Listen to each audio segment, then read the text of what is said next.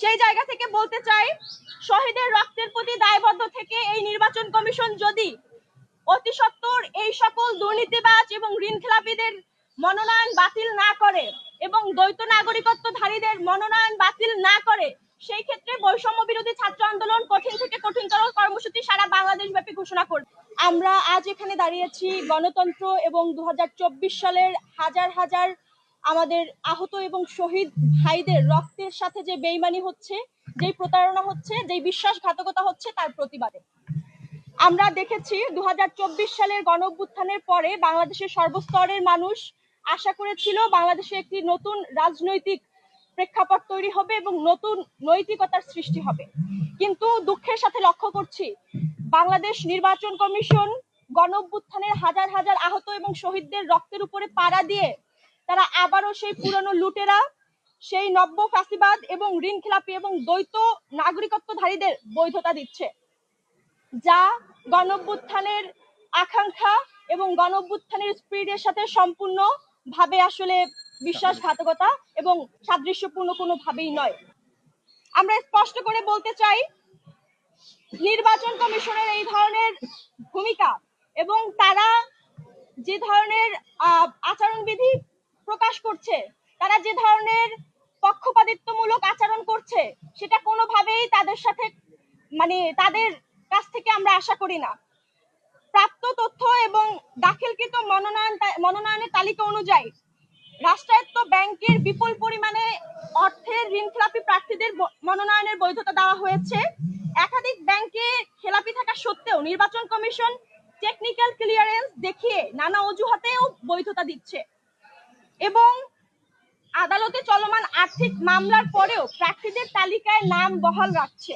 আমরা স্পষ্ট করে বলতে চাই, ঋণখেলাপি শুধুমাত্র একটি অপরাধ নয়, রাষ্ট্রীয় সম্পদ লুটের প্রতীক এবং সেই লুটেরাদের প্রতিনিধিত্ব করার বৈধতা দেওয়ার মাধ্যমে বাংলাদেশকে একটি লুটেদের হাতে আনুষ্ঠানিকভাবে তুলে দেওয়ার পায়চারা চলছে এবং রাষ্ট্রকে লুটের আবার নতুন করে লাইসেন্স প্রদান করা হচ্ছে।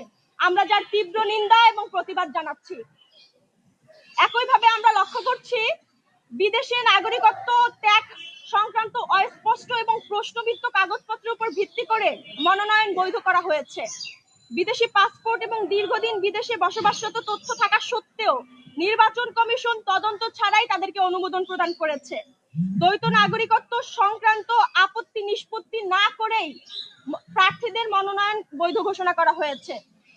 যারা সংকটকালে দেশের পাশে ছিল না, জনগণের পাশে ছিল না এবং বারবার করে বলছি, যারা অতিথি পাখির মতো এসে সুসময়ে বাংলাদেশে রাজনীতি করতে চায় এবং দুঃসময়ে দেশকে ছেড়ে বিদেশে পাড়ি জমায়, তাদের বাংলাদেশে রাজনীতি করার কোনো অধিকার আছে বলে আমরা মনে করি না। এবং বাংলাদেশের অর্থ লুট করে ব্যাংকের ঋণ খেলাপি রেখে যারা দেশের সম্পদ লুটের সাথে যুক্ত, তারাও কোনোভাবে এদেশের জনসাধারণের প্রতিনিধিত্ব করার বৈধতা রাখে বলেও আমরা মনে করি না। সেই জায়গা থেকে বলতে চাই, শহীদের রক্তের প্রতি দায়বদ্ধ থেকে এই নির্বাচন কমিশন যদি অতি সত্বর এই সকল দুর্নীতিবাজ এবং ঋণখেলাপিদের মনোনয়ন বাতিল না করে এবং দ্বৈত নাগরিকত্বধারীদের মনোনয়ন বাতিল না করে, সেই ক্ষেত্রে বৈষম্য বিরোধী ছাত্র আন্দোলন কঠিন থেকে কঠিনতর কর্মসূচি সারা বাংলাদেশ ব্যাপী ঘোষণা করবে এবং তাদের জন্য এটা এক প্রকার আমরা আলটিমেটাম দিতে চাই যে অতি দ্রুত তারা যাতে জনগণ এবং সাধারণ শিক্ষার্থী থেকে শুরু করে মানুষের পালস বুঝে, যদি তারা সেই মানুষের পালস এবং জনগণের মতামতকে প্রাধান্য না দিয়ে জনগণের পালসের বিরুদ্ধে গিয়ে তারা এই সিদ্ধান্তে অটল থাকে, তাহলে তাদের পরিণতি খুব করুণ হবে, যেটা হাসিনার ক্ষেত্রে হয়েছিল। আমরা স্পষ্ট ভাষায় বলতে চাই, কোনোভাবেই এই দ্বৈত নাগরিকত্বধারী এবং লুটেরা ঋণখেলাপিদের মনোনয়ন প্রত্যাহার না করলে এই নির্বাচন কমিশনকে বৈষম্য বিরোধী ছাত্র আন্দোলন ছেড়ে কথা বলবে না। আমরা তাদের বিরুদ্ধে কঠিন থেকে কঠিনতর কর্মসূচি ঘোষণা করতে বাধ্য হব এবং এর প্রেক্ষিতে বাংলাদেশে যে কোনো ধরনের ঘটনা ঘটতে পারে আমরা তাদেরকে আগেই হুঁশিয়ারি করে দিতে চাই। আমরা জানাতে চাই, আমরা কোনোভাবেই আমাদের শহীদ এবং আহত ভাইদের রক্তের সাথে বেইমানি হতে দিব না। যারা 24 পরবর্তী সময়ে একটা পরিবর্তনের বার্তা নিয়ে এই আসনগুলোতে আসিত হয়েছিল, বসেছিল, তারা যদি পরিবর্তনের চিন্তা বাদ দিয়ে আবারও সেই ক্ষমতাসীনদের সেভ করার জন্য, ক্ষমতাসীনদের বিশেষ সুবিধা দেওয়ার জন্য আইনের ফাঁকফোকর দিয়ে তাদেরকে বৈধতা দেয়, সেটা কোনোভাবেই বাংলাদেশের সাধারণ জনগণ মেনে নেবে না।